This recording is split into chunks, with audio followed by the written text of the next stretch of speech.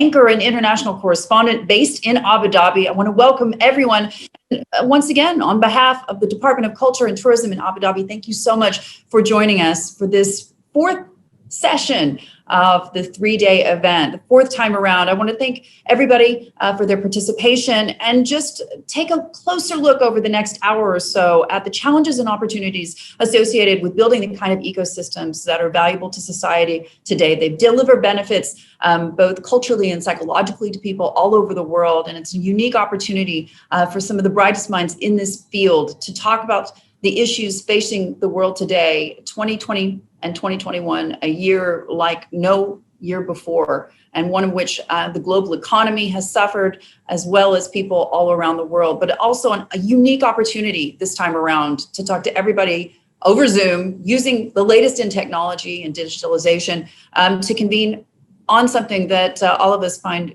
very close to our hearts. And of course, this is just talking to a wider and global audience than perhaps we might have done in the past. I want to take the opportunity, though, to welcome our distinguished panel of speakers, His Excellency Mohamed Khalifa Al Mubarak. He's the chairman of the Department of Culture and Tourism in Abu Dhabi. Ernesto Ramirez, he's the Assistant Director General for Culture for UNESCO. Tim Marlow, Chief Executive and Director of the Design Museum in London. Marisa Henderson, she's the Chief of UNCTAD's Creative Economy Program. Juan Ignacio Vidarte, Deputy Director and Chief Executive Officer for Global Strategies at Guggenheim Foundation and the Director General for Guggenheim Bilbao, and Fiammetta Rocco, culture correspondent at The Economist. Panelists, welcome. I want to kick off by asking His Excellency Mohamed Khalifa Al Mubarak to weigh in on some of the takeaways from the last 3 days. Your Excellency.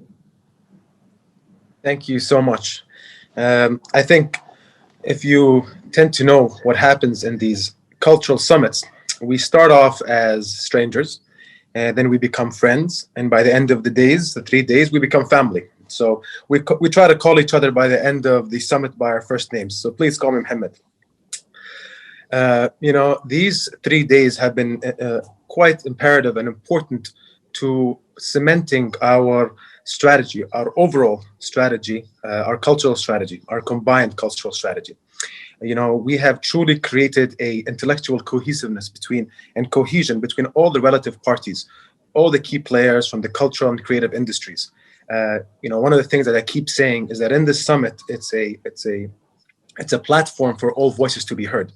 It's a platform for all institutions to basically align themselves together in creating policies and creating future directions for the entire ecosystem. And this year, the summit truly covered all domains of CCI.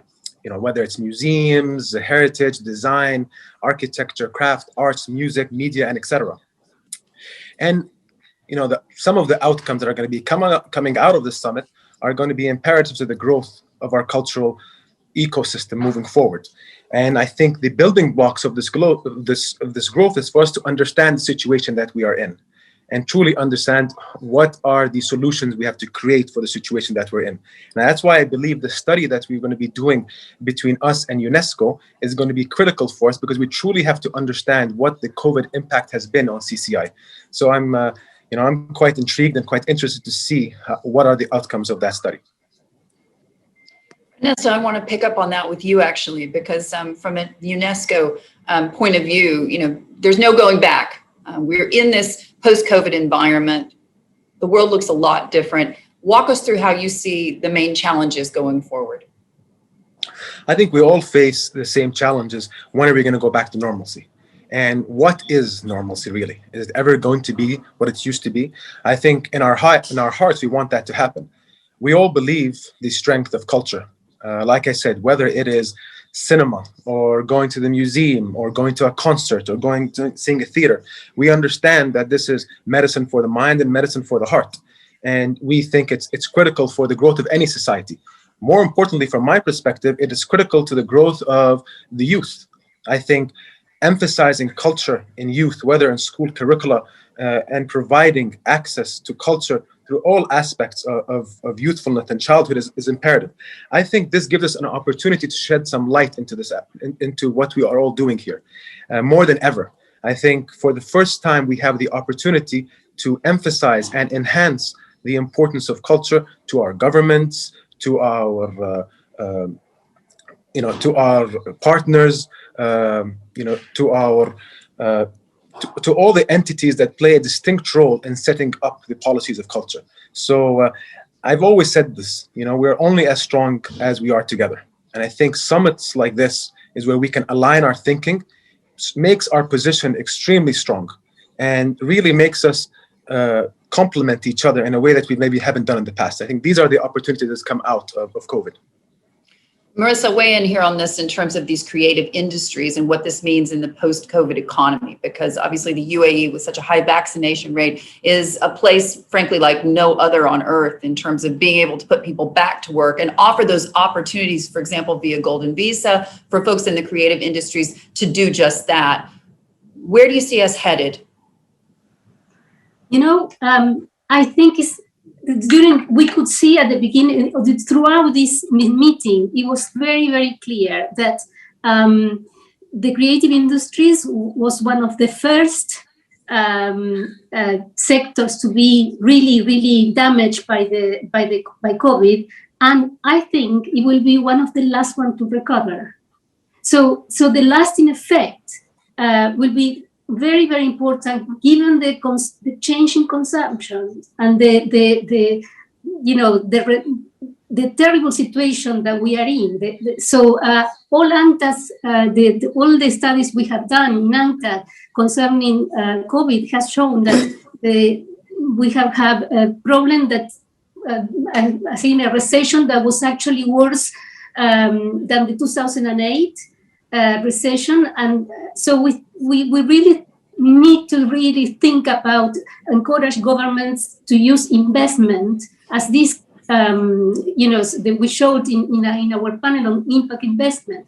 And in the first panel, there was also very, very important talk about the need to provide investment, not only grants by the governments, which have been amazing, what has been happening, but at the same time, given the importance of recovery, sustainable recovery, we need to encourage investment in creative industries.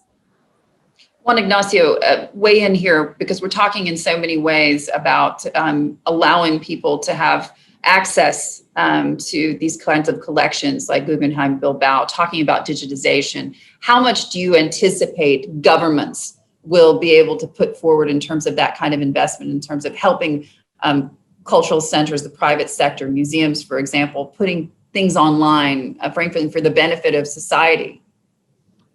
Well, if I may, before I answer that question, I would like to use this opportunity it's a privilege really for me to be here standing in today on behalf of Richard Armstrong, Director of the Guggenheim Foundation in New York, who would have loved to be here. But I would like really to use this opportunity to convey my gratitude and appreciation to Mohamed, as Chairman of the Department of Culture and Tourism, for just specifically keeping this Culture Summit initiative alive and well with such a strong and impactful program throughout these challenging times. I think we are living this very strange year. Understandably, the instinctive reaction of many cultural institutions have been to grapple with this myriad of challenges which the pandemic has unveiled by somehow retreating defensively onto themselves. And I believe because of that, it's even more important that this demonstration of resilience, of flexibility, of capacity to adapt to a changing environment. And we have seen this throughout these days. How this summit is really becoming a greenhouse for new ideas, it's a source of fruitful interactions, and hopefully it will lead the way for many seeds to be planted for the future.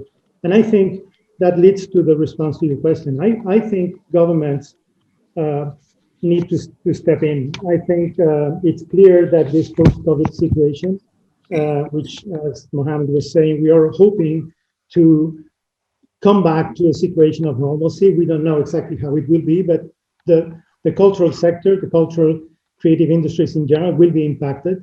And I think there are a number of areas that we as cultural institutions and the government supporting us need to be aware. I think because this new situation, we will need to become, as institutions, much more flexible.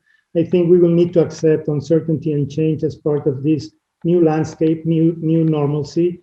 We tend to be, even big and small cultural institutions tend to too rigid structures, and we need to become more nimble, more adaptable, as this summit is showing. Second, I think it's very important for us, and I think social responsibility has come to the forefront. I think we need to see ourselves, cultural institutions, as tools for community transformation. We need to be part of the social inclusion dialogue. We need to accept much more proactively the challenge of reducing as much as possible the carbon footprint of our operations. And I think we should become standard bearers for environmental sustainability. And then the third area is, which I think this pandemic has unveiled, is the need to accelerate the rollout of digital transformation processes, which in most cases were already in place, but which, thanks to this situation, turn into an opportunity, will let us enrich visitor experience, strengthen operational capacity, improve relationships with stakeholders and our audience. And in doing so, I think, and this is probably a welcome silver lining of this situation, we will be able to provide more equity and become more accessible to wider audiences. This is, I think, a very good example of how a summit, which would normally be receiving and where only a few hundred people, very distinctive people, would be able to attend, now anyone can access through digital media. So I think it is important that these areas of change are recognized and that government steps in, because as one of these main topics of this summit is reflecting, the economy of culture is it's an important topic, and governments need to understand that culture, and creative industries in general are an important part of that culture, of that impact. Absolutely. And one of the things that governments have to do, as well as private individuals, the private sector and the creative sector, is to engage creative individuals. Tim, you've spoken a lot about this over the last 3 days, I know, but in terms of that training and education that's necessary to get to that point, do you want to walk us through just some of your key takeaways? Yeah, absolutely. I mean, I think everything Juan Ignacio said, I agree with pretty much. I think we have to be careful about the economic model of our cultural leadership, because we know it's still based on a kind of consumption model where we need international tourism to come to our museums. That's not always a bad thing, but we need to understand it more critically than we have necessarily done in the past. And the role of museums does need to be more fluid and nimble. My point, and one of the takeaways from this summit, and one of the things I've enjoyed and been very impressed with, is the foregrounding of artists and creative individuals. It's not that I romanticize them, but I do think if we harness their ideas and challenge them critically, the idea that designers, artists, musicians, people see things in slightly different ways, and trying to harness that creativity, I think is really interesting. There's a lot of nonsense talked in business about harnessing creativity, and there's a lot of profundity. We need to get rid of the chaff and really try and find where those creative ideas are. And I think that's what collaborative leadership actually means in the end. And I think museums can play a substantial and significant role in that regard. And I think that it often goes back to training. You know, I've asked various architects and designers during the course of this summit whether they feel that the education and training in architectural schools, art schools, design schools around the world, in their experience, is it fit for purpose? And the feeling is there is a lot of good that comes out, and it in some ways enables potential. But actually, fundamentally, the model needs to shift and change. And then actually you need to train artists and architects and designers to think in ways that may change the structure of endless economic consumption, which is very difficult, but that's where that kind of change will be. And I think the other thing is public taste. We in the museum world are very good at saying we listen to our audiences, we know what our audiences want. We also know we have to set agendas, but sometimes it's lip service to what audiences want. I don't believe in culture by, a kind of consent form or focus group, but I do think public taste is changing. I think institutions play a strong role in helping to shape public taste, but they need to listen to public taste more. And actually change then happens anyway as a consequence of that. We've seen that in the broadening, the inclusivity of what museums and cultural institutions are doing. We've seen that kind of shift. We've seen a much more engaged interest in localism. So we don't have to necessarily proclaim it as a policy. It's happening. There is an engagement in different parts of the world, not just with the art and culture of that area, but there's interest in what's happening in other areas. So the global model of culture as a kind of international bog standard doesn't necessarily apply. You know, public taste is changing that. So all of that just keeps returning to the idea that creative ideas and what artists and creative people do probably holds the key to this. But the key will be, from a summit like this and from the way we lobby policymakers, government and so on, and the way that we harness creative forces, how we can bring it all together. Fiammetta, I wanted to bring you in immediately on that one, because I think this is the moment with your expertise at The Economist. This is your beat.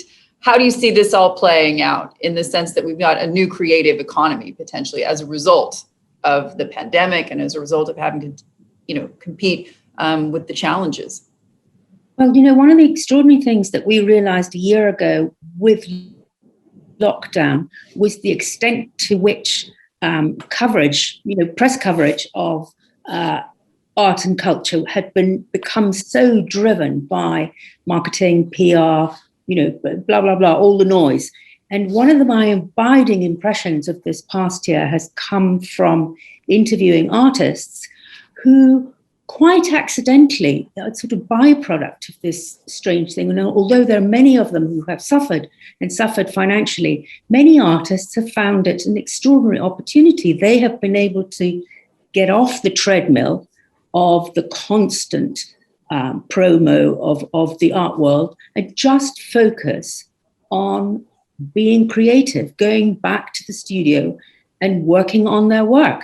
And I think we're going to see the fruits of this in the next 2 or 3 years on an unbelievable scale, which we not only need to celebrate, but we must take our kids to, because it's going to be their engagement with it, which is going to prove to future generations just that people don't just enjoy culture, they need culture. Culture is what makes humans human. No doubt about it. And it also is a key reason that when you as a parent or an individual look at where you want to live, what your future is going to look like. I mean, Mohamed, I want to bring you in on this. Can you put a price on the importance of culture? Because that's something that Abu Dhabi's focused on so significantly in the last years as you build your economy. Absolutely not. I mean, first and foremost, I really want to thank all the comments that came earlier. I mean, really beautiful, fantastic. I mean, this is really what it's all about. But the fact of the matter is when it comes to culture here in Abu Dhabi, we're in a very blessed situation. Culture is backed by everything that is the DNA of the emirate in itself. And, I first saw it many years ago when I joined the department itself, but I really saw it being emphasized during this pandemic. We really doubled down on culture. We doubled down on investment in culture. We made sure that this entire ecosystem, the wheels are still moving during this pandemic, whether creating opportunities for artists within the Abu Dhabi connected ecosystem, making sure that they have an opportunity to continue to work on their craft, whether by creating places for them to do so, whether it is creating an opportunity to economically benefit, where maybe in the past they haven't. So that's something we've done. We had, of course, the Abu Dhabi Art Show that happened virtually, but it was very successful. As Juan Ignacio said, it created new opportunities, new thinking for us. We not only has continued our emphasis on creating locations and museums for people to truly ignite their imagination here in Abu Dhabi, but we also doubled down there. We have also greenlit 2 other new museums. So Abu Dhabi's Saadiyat's cultural realm in itself is getting bigger. So on the contrary, we didn't take a step back during the pandemic. We took 10 steps forward, because it goes back to the original critical view that culture and creativity is an integral part of our DNA, an integral part of our growth. So we need to make sure that our youth here in Abu Dhabi, and I hope in the rest of the world, have an easy part in culture and have easy access. Because if we can create this easy access, they can broaden their mind through this creativity and imagination. And in doing so, you're creating everything from social cohesiveness, inclusion, fostering cultural diversity, advancing social development. It is really quite powerful in building the human form. So this is why I believe, what we have done in Abu Dhabi, And I hope it creates a domino effect with everybody else within the summit. Ernesto, when you talk about this a bit more broadly, and we talk about you can't understand where we're going unless we really understand where we've been. And so from a UNESCO perspective, when you see things today, the last year, so many mental health problems as a result of this global pandemic, you see a lot of concern about young people having the same kind of access that their peers have had in the past, not just to culture, but also to sizable industries and economics, lots of concern about their future. Cancel culture, does that worry you that people going forward will not have as clear an understanding of the past if it can be so easily rewritten? Well, first of all, I would really like to thank the Abu Dhabi authorities to have continued with the forum virtually, but it was important because it's part of a construction of dialogues that has been shaped in the last year and a half to have right now a more precise point of view of what we should change in the future. And I was reflecting in the last 3 days that UNESCO is celebrating this year 75 years as the specialized agency for culture, education, science, and information. And it's the first time that we are in face of a global challenge because it has, for the first time, affected the entire culture ecosystem. And Mohamed talked about the ecosystem.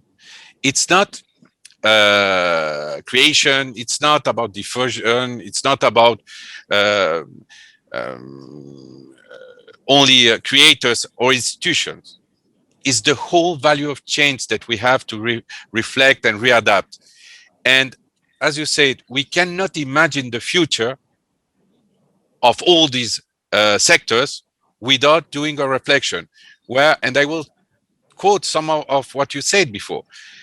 It should be based on communities and on hearing the voices of creators.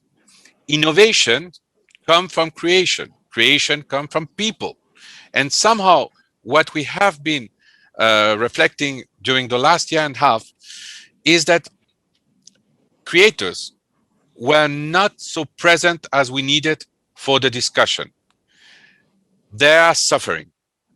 In the global world, artists are suffering.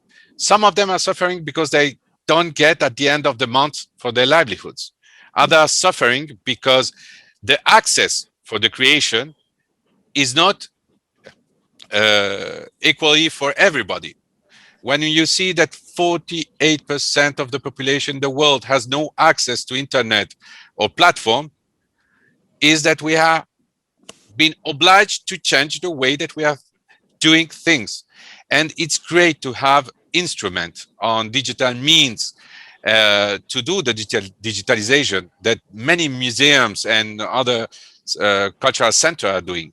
But we have to ensure that we will continue to give all the efforts to have these two roads open, the virtual and the physically. And right now, what we have to connect is how we go to these new realities and priorities, because shifting are coming very rapidly. And right now, after this crisis, that we don't know when it will end, we will be able to get new paths to discover.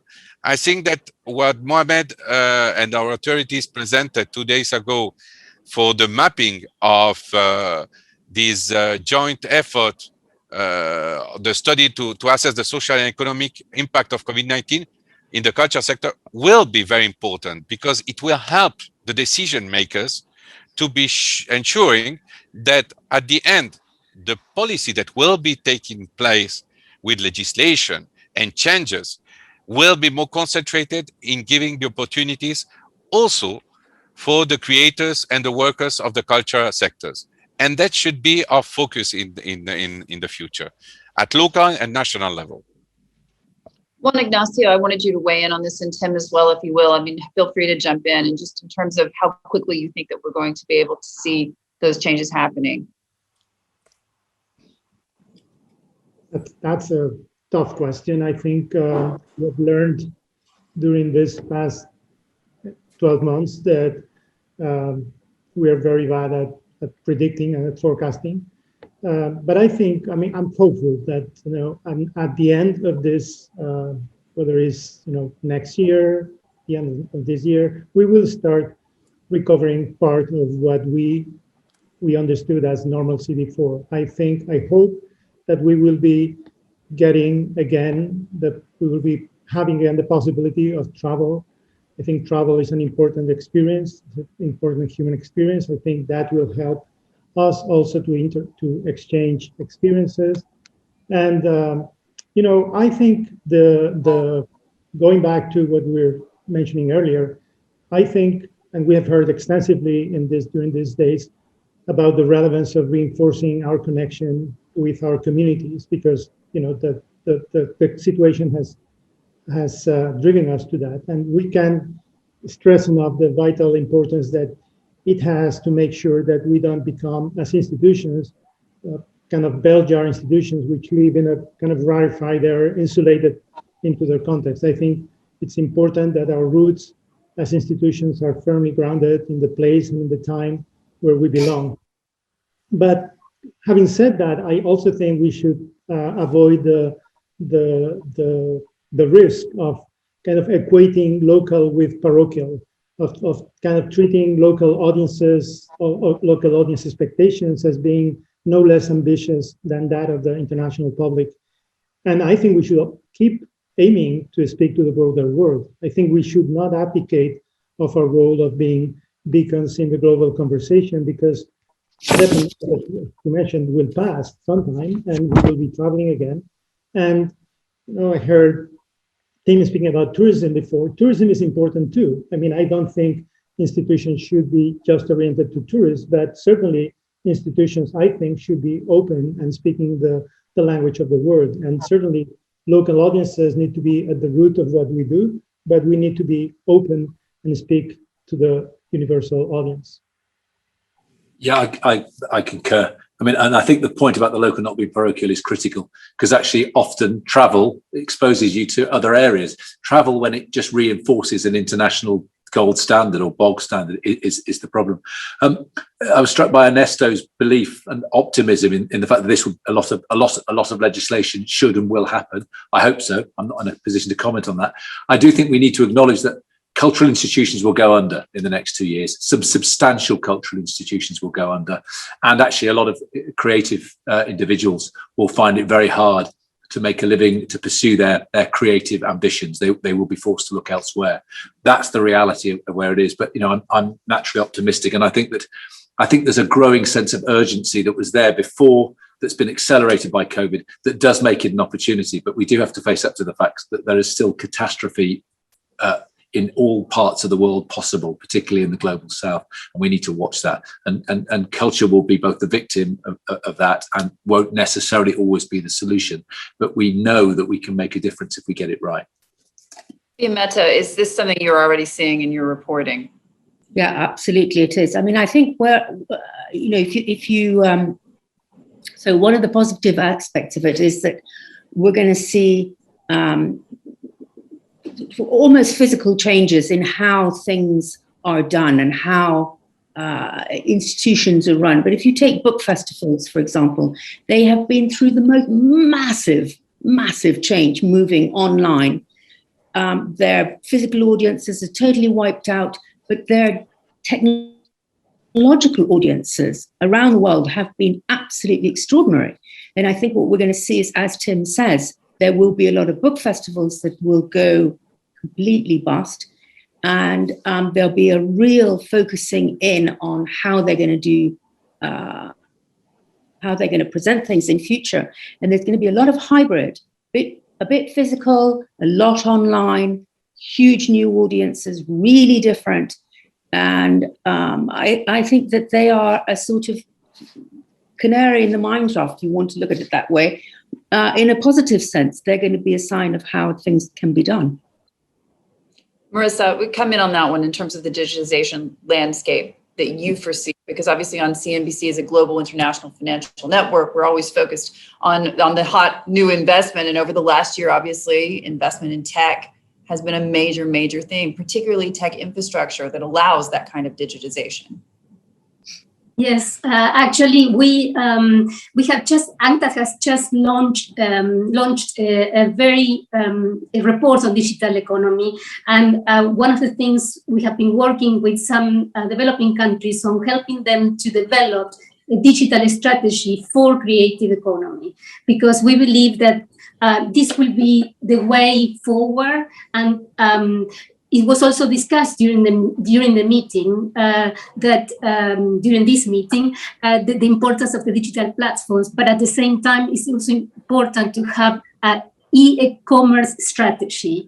And so we are working with member states during the year. I just wanted to mention that we are also going to work throughout the year on with different institutions of the United Nations, and in conjunction with UNESCO, UNESCO and UNCTAD are going to co-chair an interagency group in order to actually work together and look at the creative industries from different angles. We different agencies look at creative industries in different angles, and we will present this meeting as the UNESCO chief mentioned at the very beginning, is a critical part of the International Year of Creative Economy. So this meeting will be a very important input for the report that the UN is going to present at the General Assembly next year. Mohamed, we talked about putting a price on culture, but I just wanted to ask you specifically to that. I mean, you wear so many hats, and obviously we talked about how Abu Dhabi's been at the forefront of bringing all these, museums to the UAE and trying to focus on culture. How is this changing your investment strategy in terms of digitization and really opening up the doors to the creative economy? I mean, hearing from our colleagues, I think one thing that we've come to understand is there's a balance. You need to find that right balance. When you find that right balance, it can really create massive opportunities for you. During this pandemic, we've seen, for example, when we talk about some aspects of our creative industry, so streaming, as you said, with technology, it has flourished.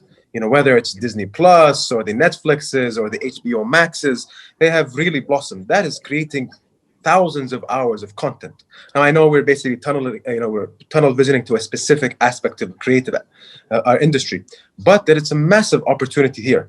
At the same time, we here in Abu Dhabi, we felt that we wanted to take this opportunity to really educate the masses into our strategy and into the major components of our DNA, whether it's our heritage, our music, and the list goes on. And we created different virtual platforms that, as we've heard, gave us the opportunity to create that balance by visiting the sites and visiting the location, but at the same time, learning and giving a more in-depth view of what we're doing. So I believe we have to evolve. That's the facts. We're going to have to evolve. It's how fast we can evolve, and how can we create a balanced evolution for growth in the future.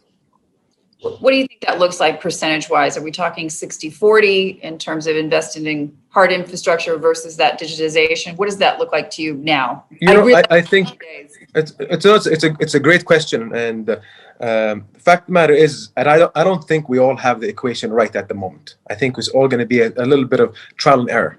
So, I mean, we talked about book fair. This year, we're going to have our first sort of balanced book fair, where you have probably 70% of it is going to be online, and then the rest is going to be basically be live here in Abu Dhabi. We believe that basically that is a balanced approach for 2021. That can change in 22 and 23. But as we've heard, this has also created opportunity for more publishers to play a role within our Abu Dhabi book fair, to have larger audiences to basically look at. So, like I said, it's heavily opportunistic right now. We need to basically look at all of our initiatives in depth. Museums, for example, it was in Abu Dhabi the first initiative to open up any of our ecosystem, not just cultural ecosystem, was to open museums. And we opened them as safe as possible. And that blueprint we wanted to share with the rest of the world. So we share that with our partners. How can we collectively open safely our museums? Because we felt, again, of the importance of what it brings to the table. In doing so, it's been great. I mean, the one thing that's been missing so far is we see these places as centers of education. So we haven't had schools come in yet, but that in return, we created virtual platforms in schools where they got in-depth views of the Louvre, of Qasr al-Husn, where they would have never seen it in their usual school curricula programming. That creates opportunities for next year visitation. So like I said, this is a work in progress, and it's a process that we need to continue to look into, evolve, and recreate. How soon do you think we're going to see the same level of international tourists back in Abu Dhabi? So I think you can see travelers are eager to travel. I mean, any opportunity, any window, they're just going to jump into it. So, we've been, here in Abu Dhabi and the UAE, we've been working with IAPA on sort of the concept of vaccine passports. Is this going to really pick up in the speed that a lot of the airlines anticipate? I think there is a very youthful and a very young audience that is ready to just basically blossom and travel the world. My humble opinion, I think we're starting to see the baby steps of this. I think you'll start taking giant leaps towards the summer and then larger leaps towards the end of the year. I just want to pick up again with Ernesto in terms of some of the comments that we heard. I mean, we're talking about the impact of mass migration on the cultural economy, something we focus very much so on at CNBC. And in terms of that urgent need we talked about for communities and creating those kind of communities, I take it back to Abu Dhabi just because I live in Abu Dhabi, so it's something that I see on a regular basis. And Mohamed was talking about putting in the institutions like the Louvre, bringing people back, and then also the living developments, the housing around that area, creating an opportunity to live and breathe, I guess, culture. When you think about this, Ernesto, with regards to what happens a little further down the line with UNESCO, how are you going to urge governments to do smart investing in the future? It's very strange because all member states, the 193 member states that are part of UNESCO, of UN in general, have some recommendation that they have adopted. And for what we call the HUL, the urban landscape, there is a recommendation of 2015.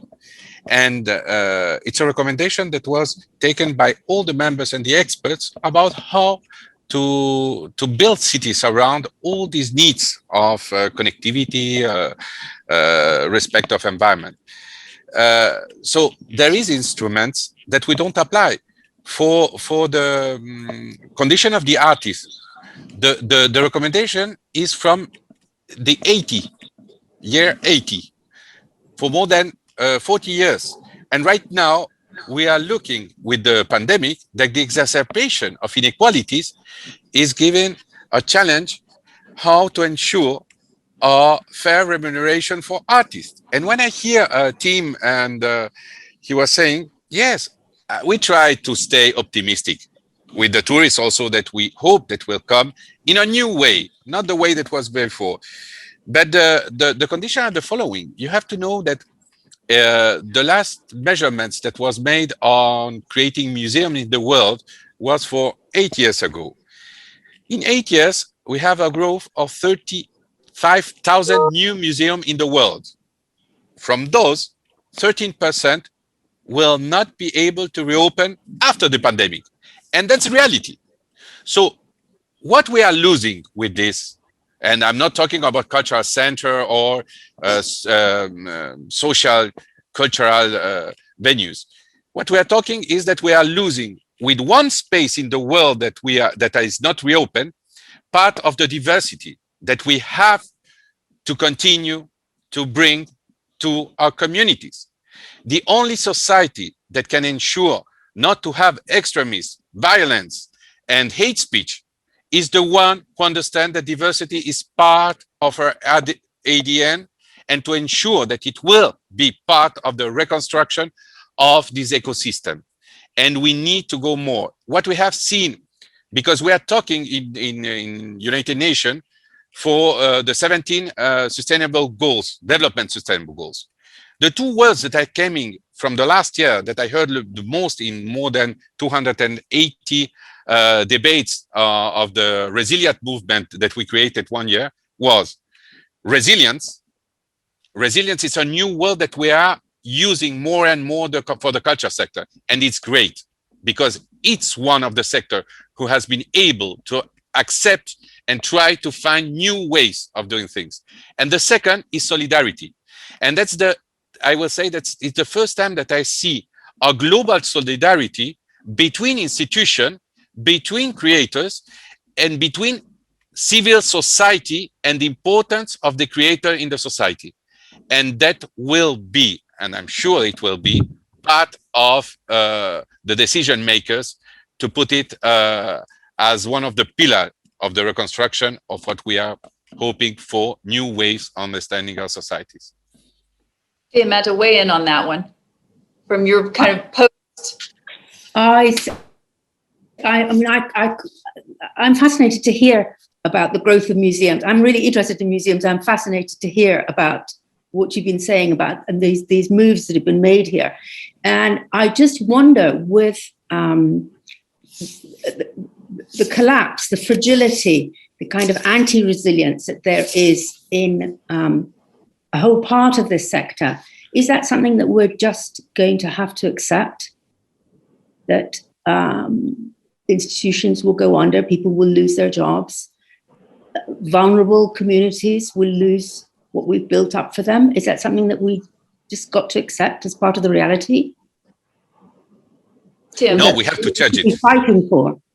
We have to fight for it. So what does that mean? By accepting that fighting for it.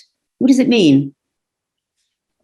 It's to put in place all the conditions to ensure that private sector is also participating. And why I'm telling you this, because in the data that we have collected, if you are talking about digitalization, and we know that great museum, big museum in the north have been able to invest in new technologies, but only 5% of the museum in Africa have some type of digitalization. So you have 95% of all the museum that one was not prepared. We have to find new ways of solidarity to ensure. And when I hear capacity building, learning opportunities, it's to work with them, not for them, with them to construct new ways of giving museum the importance that they have in a society, because they have, and I'm sure you understand. So we're going to continue to fight to ensure that policymakers, authorities, governments, and Minister of Culture, or cities, like you are seeing what Abu Dhabi is doing, can make sure that all the knowledge and all the good practices they have been able to put in place can be shared. And that's important. And I think we have this opportunity right now. But museums are very competitive places in many ways. That's what branding, marketing, searching for audience is about. But actually, if you're in big cities, you should feel there's a pragmatic need for collaboration, because actually, if you've got a vibrant cultural economy, you've got a vibrant cultural scene, you've got visitors locally, regionally, nationally, internationally coming to the city, then the cultural life is enhanced by that.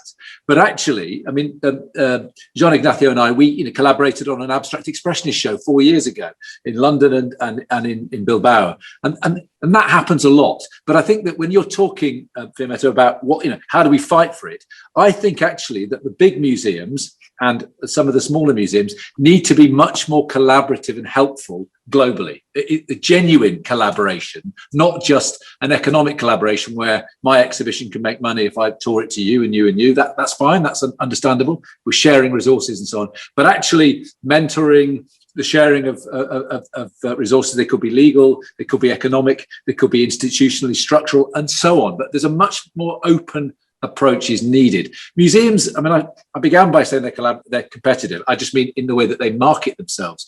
The people in museums actually are collaborative by nature, and that's the kind of network we need to play and build, as is the cultural economy as proved by this summit. But that needs to be much more drawn out, I think. But Tim, don't you find that that museums are also quite inward-looking in worrying about their own concerns? Digitization is one of them. I mean, when Ernesto talks about what can be done in Africa and how little has happened, that is the one continent where you could actually make the leap into digitization. Same with the Caribbean, and in a way, not focus so much on the physical footfall that we're all used to? Are we going to see museums actually reach into their best instincts and not only look internally and think of themselves, but actually spread out and share this about? Let others answer that. I hope so. And I hope that museums don't adopt a colonial or post-colonial approach, which is when they look outwards, it's about extending their own remit, their own brand, their own reach. It's actually a genuine collaboration where you're facilitating other museums to succeed or to learn from what you have or to lend generously. I don't just mean objects, I mean across the board. That includes digital programming. I mean, absolutely. It has It's to all, be a of course, mandate. against the backdrop of you've got central banks across Europe and the United States also printing so much money. There's a great deal of fear about what the economy and inflation is going to look like in the future in terms of supporting institutions, museums, cultural institutions, into what they can actually achieve. I mean, I was saying it's all about mandates, really. And it's a key strategic direction that's basically set. You know, as Tim said, there has to be a belief and there has to be a want. And it cannot just be something that is a marketing gimmick, something that looks good on paper. And there are simple tasks to achieve that. I think you can start small and get bigger. You know, I loved what Tim was talking about, training programs where basically you can basically benefit, each side can benefit. I mean, we want to do that in a much larger scale within the museum ecosystem here in Abu Dhabi. How can we collaborate with museums and institutions from around the world where we can basically harness their talent and really engage that mindset within our own ecosystem? I think the easy part, as Tim said, has been, let me loan you some pieces, vice versa, let's do an exhibition. That's the easy part. It's how can we basically create a system where it is a system of sharing. But like I said, it has to be a mandate and a clear mandate, a cultural mandate, whether it's from the ministers or from the other government institutions. In regards of how we're going to be protecting, as Ernesto said, protecting this cultural ecosystem, I think it's imperative within future budget cycles, just like we're seeing today, stimulus packages being thrown left and right for many different sectors within our economy. It's imperative that there are stimulus packages specifically focused on this cultural ecosystem and the CCI. And if it's not happening, then what needs to happen, we need to collectively come, whether with the help of UNESCO and some of the larger, more international institutions, to basically make that front and center in the mindset of any cities or countries' financial business cycle, budget cycle. Before I let all of the panelists go, I just wanted to ask one quick question to go around the robin, if you will, and we'll start with Mohamed, if you will. Just a quick question of, obviously, this is the 4th edition of this summit, 2022. I know you don't have a crystal ball, but look into it for us. What do you think is the number one conversation that we're going to be having? So, I mean, first and foremost, 2022 is going to happen. And inshallah, we're going to have the proper balance that we talked about earlier. I think it's all going to be about what is the new form of normalcy for us. And I think during that summit, we're going to be talking about what are the initiatives that basically has taken place throughout the year to make sure that we're safeguarding this ecosystem, and how truly we've created partnerships, as Tim said, where has helped truly happen. And I think it's critical that the job that we're talking about today, or the points we're talking about, doesn't end today. It continuously happens, and doesn't happen just for next year, but for the next 20, 30 years. So I think that's going to be the focus on from this year moving to next year's summit. That's my view on the matter.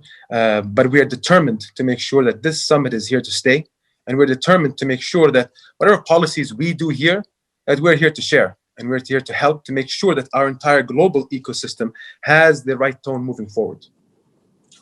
Ernesto, what does 2022 look like? Yes. It's what we try to achieve. What we know is that for the first time this year, 2021, you will have the first official meeting of Minister of Culture of the G20. Why that it's so important? It's not because it's the first one. It is because Abu Dhabi Forum will also serve somehow to build a momentum to get there. And why it's important, the G20? Because at the end of the year, there will be, and we hope during the declaration of the 20 most important world president with the 80% of the GPI of the world, will take some of the recommendation about how to get of the crisis in the culture sector. And that's important because in 2022, we're going to have 40 years after the first Mondia Cult in Mexico, the second one that we are building. So what we are talking that all this debate is to construct a way to get a new way of rethinking the whole ecosystem of the culture. And that's the important. We are part of a construction that is you, directors of institutions, that are the creators, that are policymakers, that are legislators. At the end, we are all part of a global community that has to embrace the opportunity that we have right now with this exacerbated situation for the culture sector. Tim?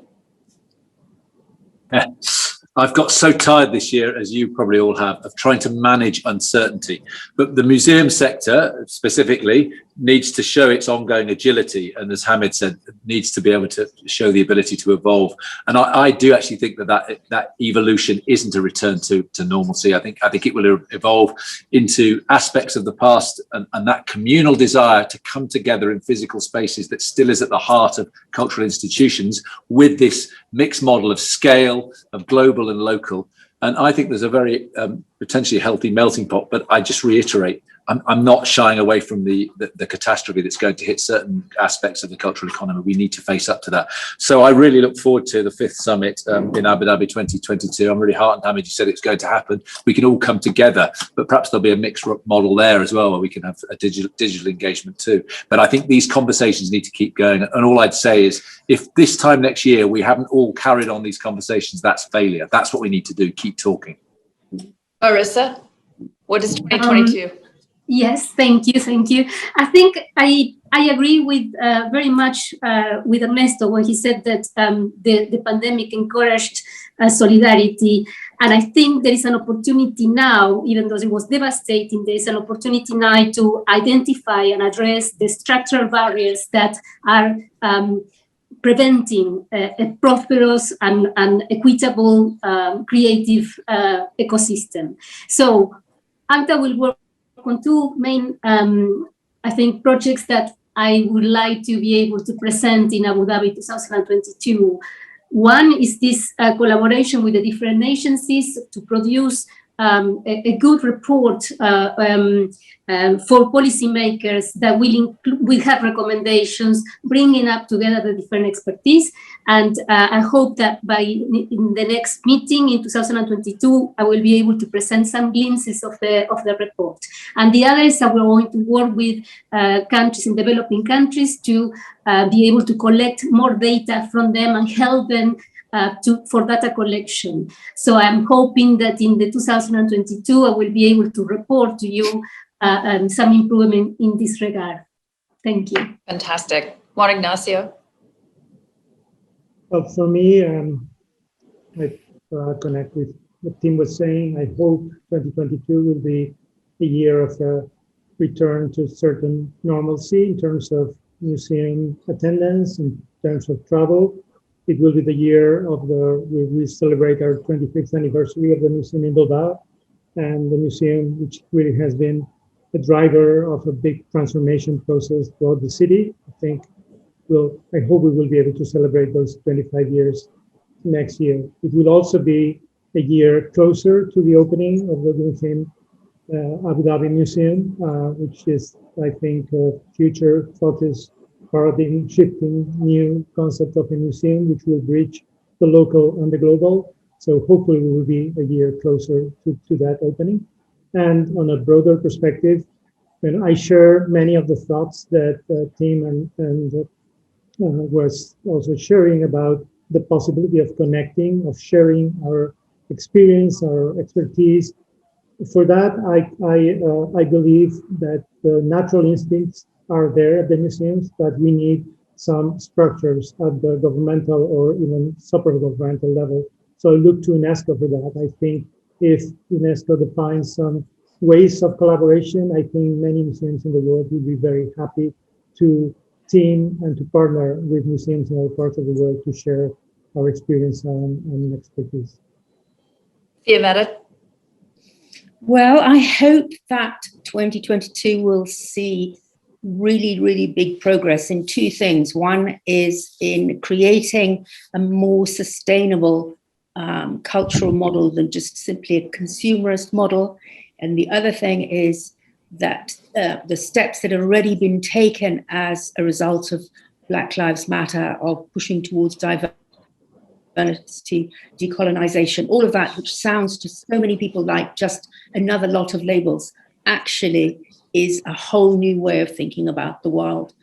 And what I'm worried about is that the struggle to simply survive for lots of institutions doesn't put that progress at risk. Panelists, it's been a wonderful conversation. I want to thank you again for your participation over the last 3 days on behalf of the Culture and Tourism Ministry. Your Excellency, thank you so much for joining us.